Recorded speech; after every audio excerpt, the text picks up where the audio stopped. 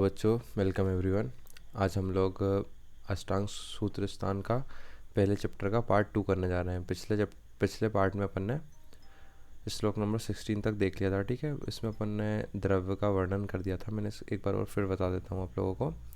समन, कोपनम और स्वस्थितम। द्रव्य 3 प्रकार के होते हैं। एसकेएस जो पबजी में गन चलाते हैं ना अपन, एसकेएस वही 3 प्रकार के द्रव्य होते हैं, समन, कोपन और स्वस्थ। जैसे आप लोग कुछ भी खाना अपन जो भी खाते हैं, ठीक है, अगर वो तीनों अपने बात पित्त का जो तीनों दोष है ना, उनके समान गुण वाले होंगे तो वो उनको बढ़ाएंगे, मतलब उनका कोप करेंगे। अगर उनके अपोजिट गुण वाला होगा तो उनका समन करेगा। अगर अपन उसकी जो क्वांटिटी मात्रा इक्वल रखेंगे, जिससे ना दोष बढ़े और जिससे ना दोष कम हो, तो उससे अपन स्वस्थित होगा, मतलब अपन स्वस्थ रहेंगे। ठीक है, तो तीन तरह के द्रव्य हो गए, शमन, कोपन और स्वस्थितम। ठीक है, तो अब अपन नेक्स्ट आते हैं समन द्रव्य, कोपन द्रव्य, स्वस्थ। ये थोड़ा विमर्श पढ़ लेना जिसको थोड़ा समझना है। ठीक है, कि जैसे चलो मैं पढ़ देता हूँ। ठीक है, जैसे तेल, घृत, मधु। तेल स्निग्ध, उष्ण, गुरु गुण वाला होने के कारण बात दोष का शमन करता है। ठीक है, स्निग्ध, उष्ण, गुरु ये सब ना अपोजिट गुण है बात दोष के। तो इन सभी गुणों के कारण क्या बात का शमन करता है कोपन। जैसे जो द्रव वात आदि दोषों, रस आदि धातु तथा मूत्र आदि मलों को कुपित करते हैं, उसे कोपन कहते हैं। जैसे यवक, याद रखिए, एक यव होता है और एक यवक होता है। तो जो यव खाते हैं ना, यव पथ्य होता है और यवक अपथ्य होता है। ठीक है, सूक्तन विशेष पठित द्रव्य है, देखे। ठीक है, चरक संहिता में इसका वर्णन मिलता है आपको। ठीक है, फिर अपन नीचे आ जाते हैं। स्वस्थ वाला बच गया ना। ऋतुचर्या नामक अध्याय में जिनका सेवन करने को और जिनके सेवन ना करने को कहा गया है, उन सबको यथा विधि विधि निषेध के अनुसार स्वीकार करना ही स्वस्थ हितकर चर्या है। इसका विशेष विवरण अष्टांग हृदय सूत्र में मात्रा शिथि अध्याय नामक 8वें अध्याय में विस्तार से देखेंगे। ठीक है, अपन 8वां चैप्टर भी पढ़ेंगे, उसमें देखेंगे इसको अच्छे से। ठीक है, अब अपन वीर्य का वर्णन करेंगे। तो वीर्य कितने प्रकार के होते हैं? 2 प्रकार के होते हैं। ठीक है, कौन कौन से वीर होता है? एक होता है उष्ण वीर और एक होता है शीत वीर। ठीक है, द्रव्यों में शीत गुण तथा उष्ण गुण की अधिकता से 2 प्रकार का वीर माना जाता है। द्रव्य के 2 वीर होते हैं, शीत वीर और उष्ण वीर। जैसे कि अपन बोलते हैं कि अपने को खांसी वगैरह आ जाती है, तो खांसी वगैरह क्यों आती है? क्योंकि अपन आइसक्रीम वगैरह खा लेते हैं। तो आइसक्रीम टेस्ट में तो और स्पर्श में ठंडी है, पर उसका वीर्य कैसा है? बर्फ़ का उष्ण वीर्य है। ठीक है, और शीत वीर्य जैसे अपन जो भी इन्फ्लामेशन के लिए लेप वगैरह आते हैं, तो इन्फ्लामेशन के वहाँ पे कौन सा एरिया रहेगा? हॉट रहेगा, गर्म रहेगा। तो उसमें अपने को क्या शीत वीर्य औषधि लगानी है।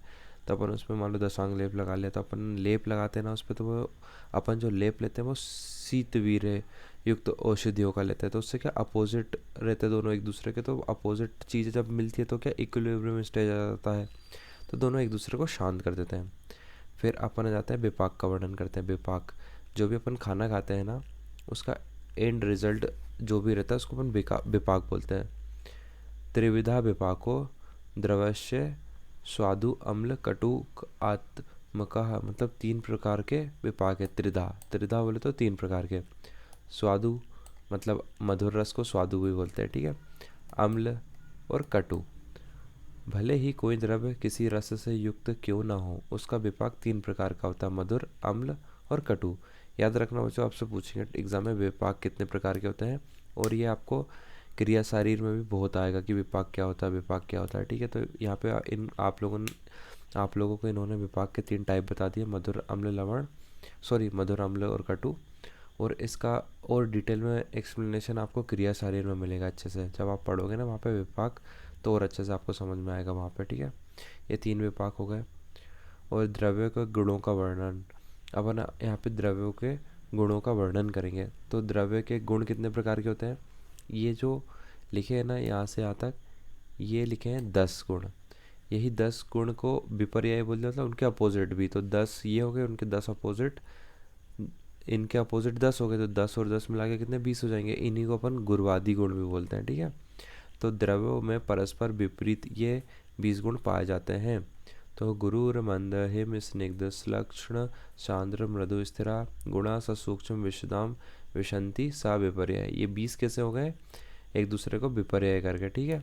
इस प्रकार ये गुण होते हैं। इनका ना आप लोग एक टेबल बनाना अच्छे से, ठीक है। एक एक गुण को लिखना, एक एक यहाँ पे गुरु लिख लिया, यहाँ पे मंद लिख लिया, यहाँ पे हिम लिख लिया, यहाँ पे स्निग्ध लिख लिया, यहाँ पे सुलक्षण लिख लिया, ऐसे करके। और उनके अपोजिट वाले लिख लेना यहाँ हिंदी में से देख के, ठीक है।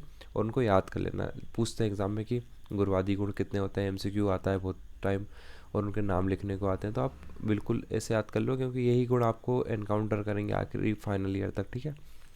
ये हो गए गुण। यहाँ पे देखो ये लिखे हुए हैं 20 गुण सारे, आपको टेबल एक ही टेबल बना के याद करना है, ठीक है। अब रोग और आरोग्य के कारण, ठीक है।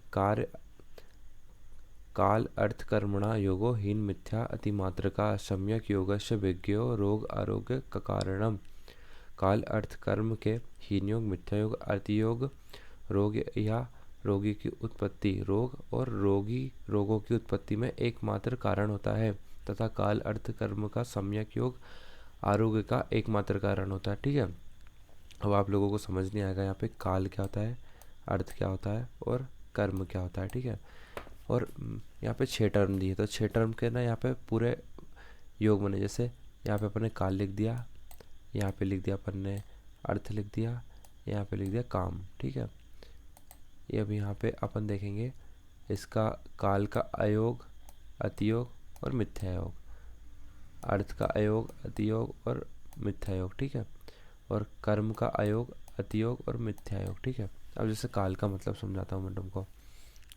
काल क्या हुआ, जैसे आयुर्वेद दृष्टि से यह 3 प्रकार का होता है। इसी को मौसम या मौसमिक भी कहा जाता है। इनका विभाजन इस प्रकार किया गया है, जैसे शीतकाल, उष्णकाल तथा वर्षा काल। इन कालों के समूह को वर्ष, संवत्सर तथा वत्सर कहते हैं। यहाँ किन्हीं तीन कालों में संबंध है। इन कालों में क्रमशः शीत, उष्ण, वर्षा का अधिक होना अतियोग होता है। जैसे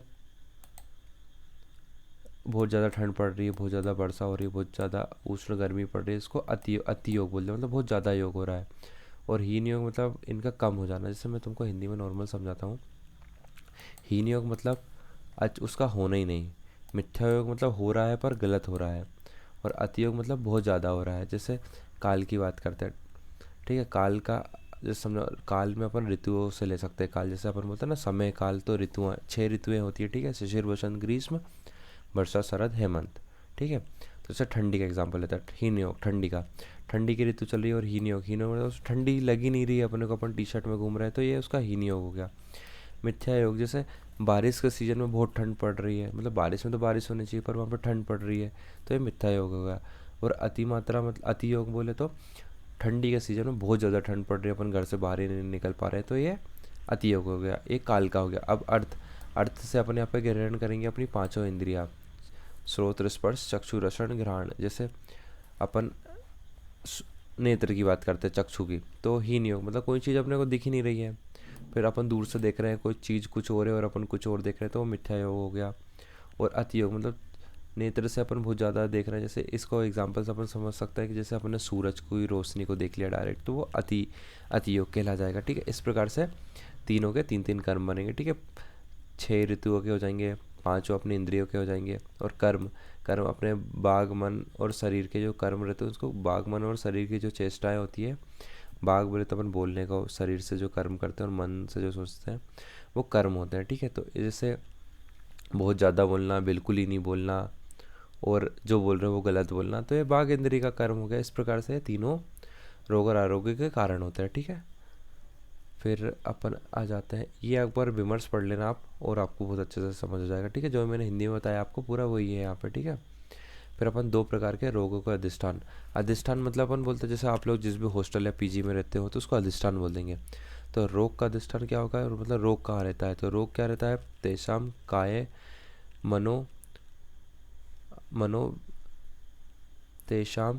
मनोभेद आदि अधिष्ठानम अपि द्विधा। मतलब रोग का अधिष्ठान क्या होता है, काय हो गया और मनो हो गया, काय और मनो, ठीक है। एक तो शरीर में रहेगा, एक मन में। जैसे अपन को अपना एग्ज़ाम का रिजल्ट आया तो अपने को वह बैठ जाता है कि अब तो घर पे पिटाई होगी, तो ये मन के अधिष्ठान में हुआ, पर अपने कोई बीमारी तो हुई नहीं रिजल्ट आने से। और एक हो गया कि अपन ने बढ़िया बाहर जाके पानी पतासे खाए बारिश के सीज़न में, तो अपनी तबीयत ख़राब हो गई, तो ये शारीरिक हो गया, ठीक है। प्रथम भेद से होने वाले रोगों का दृष्टांत काय है? वे रोग ज्वर, रक्तपित्त, काश, श्वास आदि हैं। दूसरे भेद से कहे जाने वाले रोगों का दृष्टांत मन है। इसमें संबंधित रोग है मद, मूर्छा, संन्यास, गृहरिष्ट, भूतोन्माद, अपस्मार, राग, द्वेष आदि। ये सब अपन निदान स्थान में देखेंगे, अभी अष्टांग हृदय में आगे पढ़ेंगे ना। तो ये काय के हो गए, जैसे सर्दी जुकाम खांसी जो होती है काय हो जाती है, मतलब शरीर में हो रही है। और मूर्छा मतलब एपिलेप्सी, फेंट हो जाना, पागल हो जाना, ये सब मानसिक रोग है। ठीक है। फिर अपन मानसिक दोषों का परिचय। रजस्तमश्च मनसा द्वे चा दोष व्यूहादयो, मतलब मनस के दो दोष हैं, रज और तम। जैसे अपन ने दोष पढ़े थे, दोष दो प्रकार के होते हैं। अष्टांग हृदय में सीधे तीन प्रकार के दोष बताए हैं। ठीक है। वात, पित्त और कफ, ये तीनों क्या शारीरिक दोष है। ठीक है, ये शारीरिक दोष है। और अपन जब चरक पढ़ेंगे ना, तो चरक में आपको एक और क्लासिफिकेशन मिलेगा। दोष होते हैं दो प्रकार के। ठीक है, एक होता है शारीरिक और एक होता है मानसिक। ठीक है। और शारीरिक दोष को अपन वात पित्त कफ बोलते हैं। मानसिक दोष में सत्व, रज और तम आता है। पर सत्व कोई दोष नहीं है। सत्व तो क्या अपने शरीर को अच्छे से रखता है, तो सत्व कोई दोष नहीं है। दोष दो बचते हैं, रज और तम। तो मानसिक दोषों का परिचय में अपने को यहाँ पर दो दोष मिलते हैं, रज और तम। तो रज और तम हो गए। ये विमर्श पढ़ना कि तीनों गुण हैं, सत्व, रज और तम। जो मैंने हिंदी में बताया ना, वो ये यहाँ पे पूरा लिखा हुआ है कि जो ये सत्व है, सत्व कोई दोष नहीं है। सत्व तो अपने शरीर को अच्छे से धारण करता है, मतलब सारी जो चेष्टाएं होती है शरीर की वो अच्छे से होना, वो सत्व कहलाता है। जो भी व्याधियाँ होती है वो रज और तम के कारण होती है। ठीक है, मानसिक दोष हो गए दो।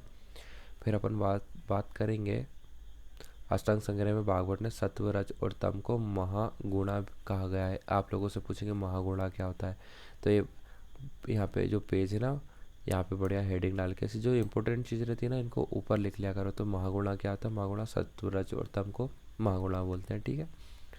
फिर रोगों की परीक्षा, अपन रोगी की परीक्षा, सॉरी यहाँ पे ध्यान रखना है क्या है, रोगी की परीक्षा। जो पेशेंट अपने पास आएगा उसकी परीक्षा कैसे करनी है अपने को। ठीक है, तो याद आएगा डीएसपी से करेंगे अपन रोगी की परीक्षा।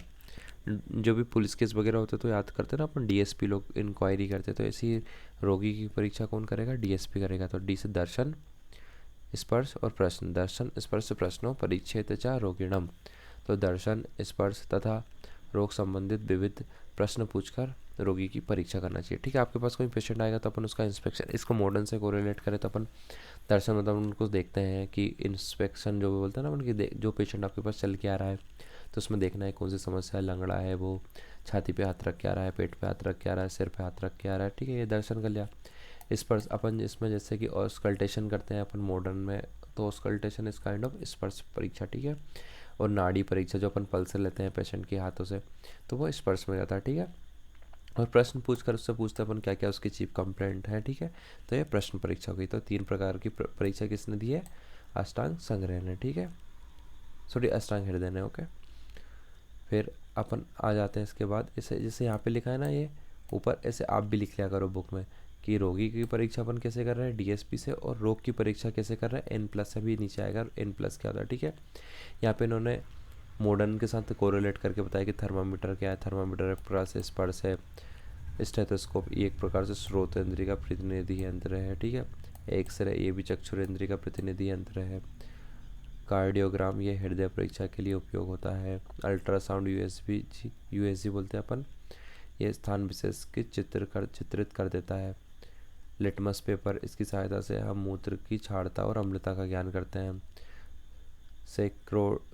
सेक्रोमीटर, ठीक है, इसका मधुमेह रोग की मूत्र की शर्करा नापी जाती है। ठीक है, फिर अपन आगे आ जाते हैं दोष भेद से वर्णन, रोग की परीक्षा। ठीक है, रोग की परीक्षा आ गई। अपन ने अभी रोग की परीक्षा ऊपर लिखी जरा एन प्लस, तो एन प्लस में जाएगा रोगम निदानम प्राग रूपम लक्षण उपशय आपति भी, मतलब निदान, पूर्व रूप, लक्षण, उपशय, संप्राप्ति नामक रोग विज्ञान के उपाय से रोगों की परीक्षा की जाती है। अब आप लोगों को याद रखना कि रोगी की परीक्षा डीएसपी से और रोग की परीक्षा एन प्लस, निदान, पूर्व रूप, लिंग, उपशय, संप्राप्ति। ठीक है, अब मैं आप लोगों को हिंदी में थोड़ा सा बताता हूँ निदान क्या होता है। जैसे आप लोगों को कोई भी डिसीज़ हुई, तो जैसे कि आपने बाहर खाना खाया या जो भी काम किया, तो वो एक निदान मतलब तो कारण, कि किस कारण से अपने को डिसीज़ हुई। ठीक है, अब वो डिसीज़ कि अपन ने निदानों का सेवन कर लिया, अब वो डिसीज़ होने से पहले कुछ लक्षण मिलेंगे, जैसे कि अपने को सर्दी होने वाली रहती है, तो सर्दी होने से पहले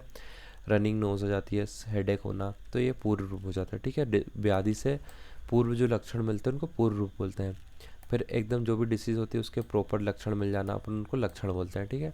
और उपशय, उपशय बोला जाए तो जैसे उसकी चिकित्सा करना, कि अब जो भी लक्षण आ गए उनके अपन जो भी चिकित्सा करते हैं उसको उपशय बोलते हैं।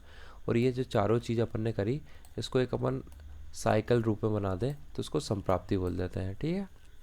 संप्राप्ति लिखने से अपने को पता चल जाता है कि कौन से दोस्त से हुई है, कौन से दोस्त का इन्वॉल्वमेंट है, क्या क्या इसमें दिक्कत आ रही है, कहाँ से अपने को एंट्री लेनी है और कहाँ पे चिकित्सा करनी है, ये सब अपने को संप्राप्ति से पता चलता है, ठीक है।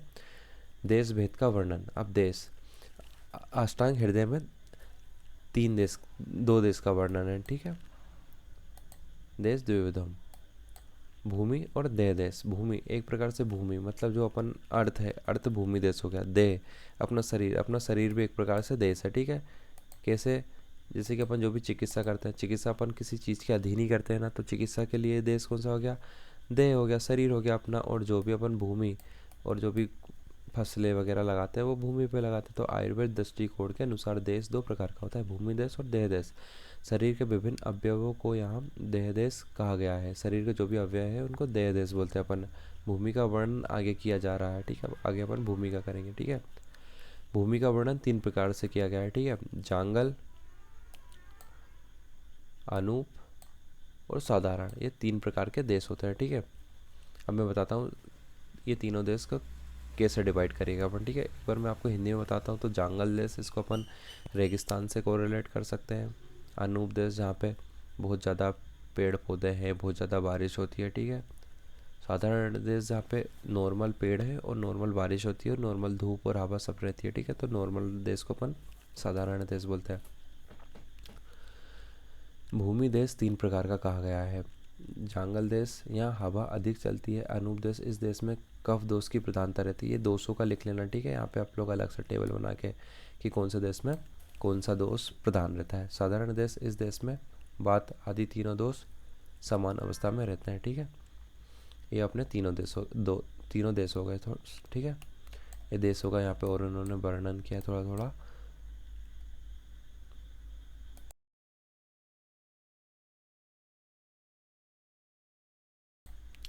अब अपन आ जाते हैं काल के भेद। आयुर्वेद में काल 2 प्रकार का होता है, क्षण अर्थात प्रातःकाल और सायंकाल। प्रातःकाल तथा सायंकाल और रोग की अवस्था, इन दोनों कालों के अनुसार भेषज योग किया जाता है।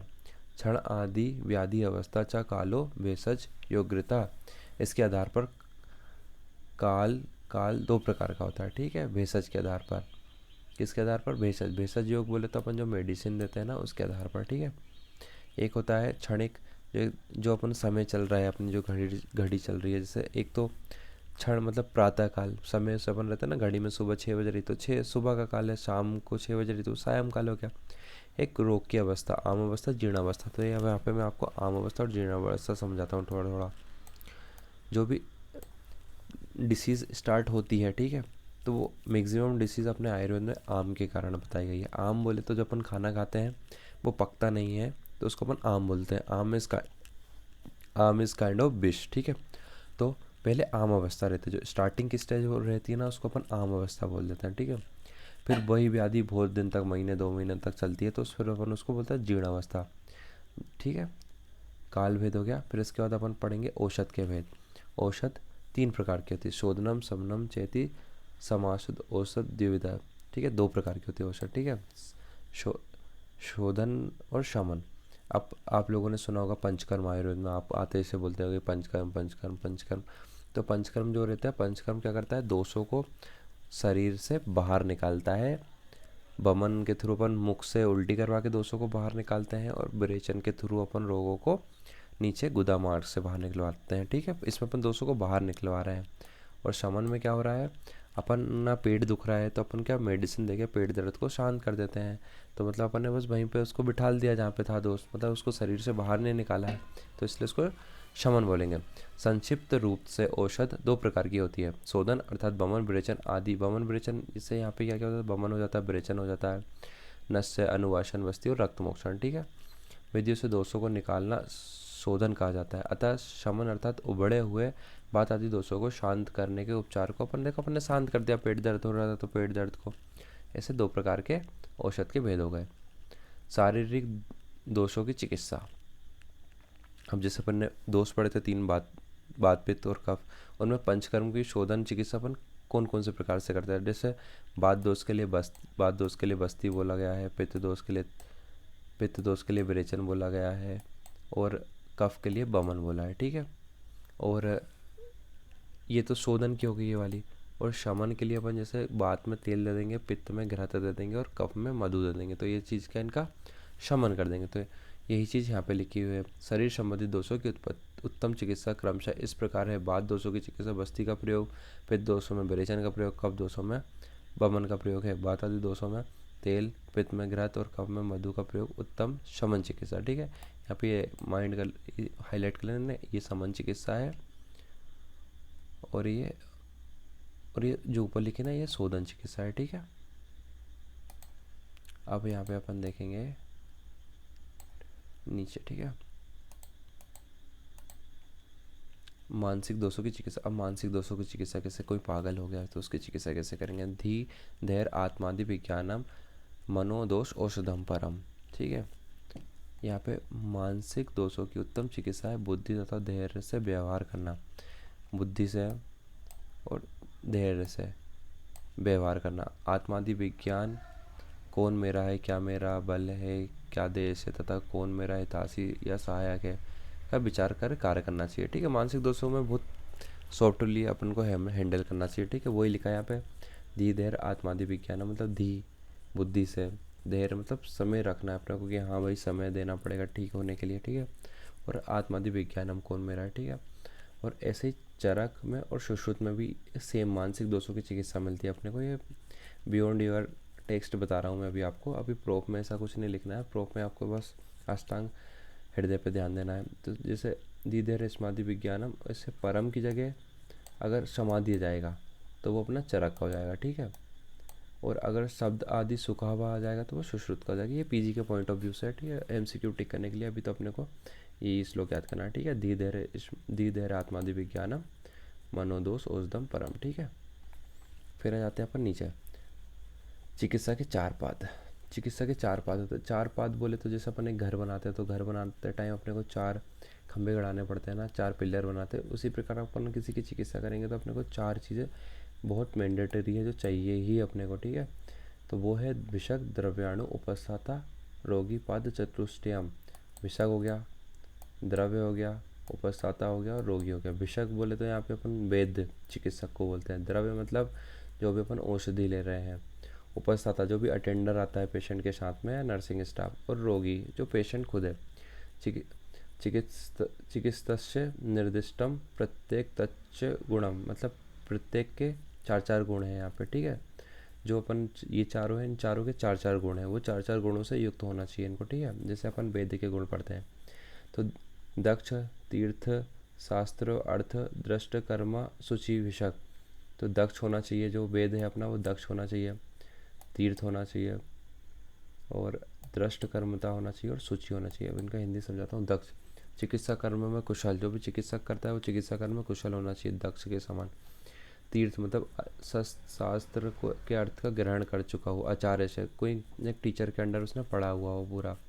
दृष्ट कर्मता चिकित्सा की विधियों को जो अनेक बार देख चुका हो। ठीक है, जिसने बहुत देख चुका हो, ऐसा नहीं कि बस कहीं से भी सीख के और पढ़ के और आ गया, उसने देखी हुई हो वो चीज़ें। सूची मतलब शरीर तथा आचरण में पवित्र हो। अब इसी प्रकार औषध द्रव्य के 4 गुण। बहुकल्पम बहुगुणम संपन्नम योगम औषधम। ये चरक में बहुत अच्छा वर्णन दिया है इनका। ठीक है, ये भी लिखना है। अभी आपको फर्स्ट ईयर में ये लिखना है, फिर आप नेक्स्ट ईयर में जाओगे तो आपको चरक का पढ़ना पड़ेगा, यही सेम। ठीक है, तो बहुकल्पम बहुगुणम संपन्नम योगम औषधम मतलब बहुकल्पम, जो स्वरस, क्वाथ, फांट, अवले, चूर्ण आदि अनेक रूप से दिया जा सकता है। जैसे कोई पेशेंट को स्वरस अच्छा लगता हो, किसी को अवले मतलब च्यवनप्राश जैसा खाना, तो हर एक औषधि अलग अलग फॉर्म में प्रिपेयर की जा सके। बहुगुणम जो औषध के सभी गुणों में संपन्न हो, मतलब ऐसा जो अपन ने पढ़ा था ना 20 गुणवादी गुण, ऐसे गुण औषध के भी होते हैं, तो ये सभी गुणों से संपन्न होना चाहिए। ठीक है, संपन्न, अपने अपने गुणों में संपत्ति से युक्त हो। और योग, जो रोगी देश काल आदि में अनुकूल हो। जैसे योग, कुछ कोई मेडिसिन जम्मू कश्मीर में काम कर रही है पर कन्याकुमारी में काम ही नहीं कर रहे हैं, तो ऐसा नहीं होना चाहिए। योग मतलब सब जगह इक्वल काम करना चाहिए, ठीक है। परिचारक, जो अटेंडर आता है। अनुरुक्त, शुचि, दक्ष, बुद्धिमान, परिचारक। अनुरुक्त रोगी से स्नेह रखने वाला। अब जैसे अपन उसका बमन करवा रहे हैं तो उल्टी करता है वो, तो अब ये नहीं कि भाई स्मेल आ रही है उल्टी कर रहा है तो भाग जाए वहाँ से, रोगी से स्नेह रखना है। शुचि मतलब वही उसके पवित्र आचरण और साफ सफाई रखने वाला। दक्ष मतलब कुशल हो। बुद्धिमान, समय उचित सूझबूझ वाला, ठीक है। उसको थोड़ी समझ रहनी चाहिए, ऐसा नहीं कि जराग में पैनिक हो गए। फिर रोगी का, अब पेशेंट जो आ रहा है वो कैसा होना चाहिए। आड़े रोगी, विषगवश्यो, ज्ञापक, शतवम। आड़े रोगी बोले तो पेशे धनवान वाला होना चाहिए, ऐसा नहीं कि कोई गरीब आ गया। विषगवश, वेद की आज्ञा अनुसार और औषध तथा पथ्य सेवन करना चाहिए। आप आपने जैसा बोला, जैसे औषध लेना है, जो पथ्य सेवन करना है उसी प्रकार वो ले, ठीक है। ज्ञापक, अपने सुख दुख को कहने में सक्षम। ऐसा नहीं कि पेशेंट आ रहा है आपके पास, वो कुछ बोल ही नहीं पा रहा है, उसके क्या समस्या है, उसकी समस्या उसको बतानी चाहिए। सत्व, सत्ववान मतलब जैसे डरे नहीं वो, अपन उसको अग्निकर्म कर रहे हैं, इंजेक्शन लगा रहे हैं तो वो डर के भाग ना जाए, तो उसका सत्व मजबूत होना चाहिए, ठीक है। फिर चिकित्सा के चार उपाद का यहाँ वर्णन किया गया है। इसका आशय है कि वहाँ चिकित्सक अपने बल पर ही खड़ा रहकर गतिशील होकर सफल हो। यदि कोई पाद कम पड़ जाए तो वह डगमगाने लगता है, अतः चिकित्सा काल में चारों पादों की व्यवस्था सतर्कता से होनी चाहिए, ठीक है। इन्होंने वही बोला है कि चारों पाद होने चाहिए, क्योंकि 3 पिलर पर घर भी अपना खड़ा नहीं रहता है।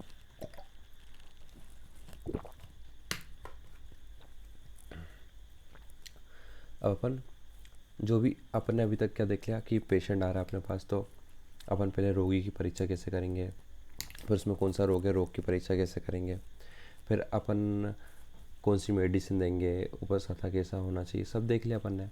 अब जो रोग है अपन उसकी चिकित्सा करने जा रहे हैं, आप अपने को ये भी पता रहना चाहिए कि ना कि वो साध्य है, मतलब चिकित्सा योग है या नहीं है, कि असाध्य है मतलब उसकी चिकित्सा ही हो ही नहीं सकती, तो आप उसका वर्णन कर रहे हैं यहाँ पे आचार्य, ठीक है। साध्य असाध्यता के अनुसार व्याधि के भेद। साध्यता तथा असाध्य, इस प्रकार से रोगों के 2 भेद होते हैं। इनके पुनः 2 भेद हो गए, साध्य असाध्य, इनके पुनः 2 भेद कर दिए। साध्य के सुख साध्य और कृच्च साध्य। सुख साध्य मतलब जो आसानी से अपन ट्रीट कर सकते हैं। कृच्च साध्य बोले तो उसमें थोड़ा सा एफर्ट लगाने पड़ेंगे वेद को, पर वो साध्य हो जाएगा, ठीक है। इसके बाद असाध्य पुनः 2 भेद होते हैं, याप और अनुपक्रम। याप बोले तो जैसे जिसकी आयु बची हुई हो पर वो बीमारी से ग्रसित हो, तो उसको अपन जब तक मेडिसिन देंगे वो जिंदा रहेगा, तो वो याप्य हो जाएगा, ठीक है। और अनुपक्रम अर्थात चिकित्सा के अयोग या प्रत्याख्य, जवाब देकर चिकित्सा करने होगा, उसको बोल देना है अपने को कि ये ठीक नहीं होगा, कभी भी इसकी डेथ हो सकती है, ठीक है। ये अनुपक्रम हो गया, ठीक है। अब यहाँ पे साध्य रोगों के लक्षण पड़ते हैं। जिन रोगों का शरीर सभी प्रकार की चिकित्सा विधियों को सहन करने में समर्थ सक्षम हो, जो युवक बालक वृद्ध ना हो, ठीक है, ना हो लिखा है। जो जितेंद्रिय हो, जिसका रोग किसी मर्म स्थान में उत्पन्न ना हुआ हो, जिस रोग का उत्पादक हेतु पूर्व रूप आदि थोड़े एवं सामान्य हो, जिसमें अभी तक कोई उपद्रव पैदा ना हो, तथा जिसमें दूष देश ऋतु प्रकृति समान ना हो। यहाँ पे ना का ध्यान रखना, ठीक है। चिकित्सा काल में उक्त चारों पद अपने अपने गुणों से संपन्न हो, सूर्य चंद्रमा आदि ग्रह अनुकूल हो, रोग एक दोष से उत्पन्न हो, एक मार्ग वाला हो, एक दोष से हो, एक मार्ग वाला हो, ठीक है, और रोग नया हो। ये सब रोग क्या सुख साध्य मतलब आसानी से ट्रीट कर सकते हैं। पर यहीं पे इसका थोड़ा सा विपरीत हो जाएगा, कष्ट साध्य रोग। जैसे कि कृच्च साध्य का अर्थ होता है कष्ट। कष्ट साध्य वे रोग होता है जिनमें शस्त्र, क्षार, अग्नि, कर्म तथा विष आदि का प्रयोग किया जाता है। जिन रोगों के ऊपर कहे गए सुख साध्य लक्षण संकर मिले जुले हो, अर्थात पूर्ण रूप से विद्यमान ना हो, ठीक है। यहाँ पे जैसे शस्त्र, क्षार, अग्नि वगैरह कर्म करते हैं ना अपन, तो ये थोड़ा सा कष्ट साध्यता की तरफ चला जाता है, ठीक है। और यहाँ पर और जो अपन ने ऊपर बोला था ना कि इसके लक्षण ना हो, समान ऋतु वाले ना हो, मानव स्थान पर ना हो, पर उसमें थोड़े थोड़े उन जगहों पे आ जाना, संकर मतलब मिले जुले, तो ये कष्ट साध होता है। यहाँ पे की बात करते हैं अपन। शेषत्व आयुषो मतलब उसकी शेष आयु उसकी बची हुई है। पथ्य अभ्यासी द्विपर्य, उस रोग में यहाँ पे कहता है जिसमें पूर्वोक्त सुख साध्य के लक्षण से विपरीत लक्षण हो, किंतु आयु के शेष रहने के कारण पथ्य आहार विहार तथा औषध के अभ्यास करने के कारण रोगी चल फिर सकता हो। मतलब बस वही बात है, उसकी आयु बची है, बस मेडिसिन दे रहे हैं अपन जब तक उसको, जब तक वो ठीक रहेगा। फिर अनुक्रम, उस रोग को अनुक्रम भी कहते हैं जो सुख साध्य लक्षणों से अत्यंत विपरीत हो और औत्सुक्य मोह और अड़ती लक्षण, औत्सुक्य मोह अड़ती ये याद रखना, ठीक है। औत्सुक्य मोह अड़ती लक्षणों वाला हो, जिसमें अरिष्ट लक्षण दिखाई दे रहे हो एवं जिनके ज्ञान इंद्रियों का नाश हो गया हो, ये हो गए हैं प्रत्याख्य, ठीक है। अब त्याज्य रोगी, अब त्याज्य रोगी कौन कौन है, किसका अपने को चिकित्सा नहीं करनी है। चिकित्सक को चाहिए कि निम्नलिखित प्रकार के रोगियों की चिकित्सा ना करें, जैसे जिसमें राजा का या महाजन द्वेष करते हो, जो स्वयं अपने से द्वेष करता हो, जो राजाओं से द्वेष करता हो, वेद से द्वेष करता हो, जिसके पास चिकित्सा के उपयोगी साधन ना हो, जो व्याग्र हो अर्थात जो चिकित्सा कराने में सक्रिय ना हो, इधर उधर भटकता रहता हो, जो रोगी चिकित्सा की आज्ञा के अनुसार चलना स्वीकार ना करता हो, जैसे आपने जो भी पथ्य बताए वो पालन नहीं करना हो, जो गतायु हो, ये सब लक्षणों को देख के अपन को पता करना है कि हाँ इसकी चिकित्सा की जाए या नहीं की जाए, ठीक है। फिर अपन बात करते हैं अध्याय संग्रह का वर्णन। अब यहाँ पे संपूर्ण अष्टांग हृदय तंत्र के अध्यायों का संग्रह का वर्णन किया जा रहा है। काइंड ऑफ इंडेक्सिंग कर रहे हैं अपन। अष्टांग हृदय के पहले चैप्टर में क्या अपने को बताया है पूरा कि कितने स्थान हैं, कितने स्थानों में कितने चैप्टर हैं और कितने चैप्टरों के क्या क्या नाम है, तो यही मैं आपको बताता हूँ। जैसे सूत्र स्थान है, अब मैंने आपको पहले लेक्चर में बताया हुआ था कि आपको हर स्थान के पहले और लास्ट वाले चैप्टर का नाम याद रखना। जैसे सूत्र स्थान में पहला है आयुष कामिया, ठीक है, और लास्ट चैप्टर का है क्षार अग्नि कर्म विधि, ठीक है। तो ये दोनों चैप्टर का नाम याद रखना। और कितने चैप्टर होते हैं, 30, ठीक है। उसके बाद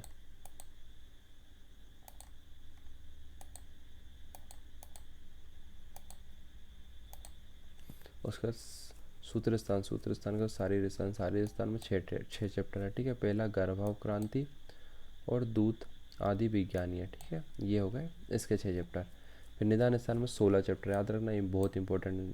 अष्टांग हृदय के निदान स्थान में कितने, 16 चैप्टर है। पहले चैप्टर का नाम क्या है, सर्वरोग निदानम, और लास्ट चैप्टर का नाम है बात शोणित निदानम, ठीक है। ये सब चैप्टर अपन धीरे धीरे पढ़ेंगे, ठीक है। आप लोग बस ऐसे ही चैनल को सब्सक्राइब करते जाना और ऐसे ही लाइक कमेंट शेयर करना, तो उससे क्या मेरे को मोटिवेशन मिलेगा आगे पढ़ाने के लिए, ठीक है। चिकित्सा स्थान आ जाएगा, इसमें 22 चैप्टर है। कौन कौन से, पहला ज्वर और लास्ट वाला बात शोणित, ठीक है। ये सब पढ़ेंगे अपन, आप चिंता मत करना। फिर 6वां चैप्टर है कल्प सिद्धि स्थान में, ठीक है, बमन कल्प और भेषज कल्प, ठीक है। इस प्रकार उत्तर स्थान भी है, इसमें उत्तर स्थान में 40 चैप्टर है। बाल उपचारणी अध्याय पहला, और लास्ट में इसमें दिए गए हैं रसायन अध्याय और बाजीकरण। अपन चरक पढ़ोगे आप अगले साल, तो उसमें चरक चिकित्सा स्थान में मिलेंगे आपको सबसे पहले रसायन और बाजीकरण, ठीक है। यहाँ पे उत्तर स्थान में दिया हुआ है अष्टांग हृदय में, ठीक है। इस प्रकार पूरा अपना फर्स्ट चैप्टर हो जाता है, ठीक है। अब मेरे को उम्मीद है आप लोग अच्छे से पढ़ेंगे वीडियो से, और थोड़ा सा आपको भी हिंदी रीड करके आपको भी ट्राई करना है। मैं आपको थोड़ा सा हिंदी में समझा देता हूँ। फर्स्ट ईयर में आने के बाद क्या समझ नहीं आती कि चीज़ें क्या है, क्या बोल के चले जाते हैं टीचर लोग, और आप लोगों को कुछ डाउट हो तो आप मेरे को कमेंट सेक्शन में पूछ भी सकते हैं, ठीक है। मैं प्रॉपर आपको जवाब दूंगा, ठीक है। Thank you. तो लाइक शेयर और सब्सक्राइब करना ना भूलें। Thank you so much.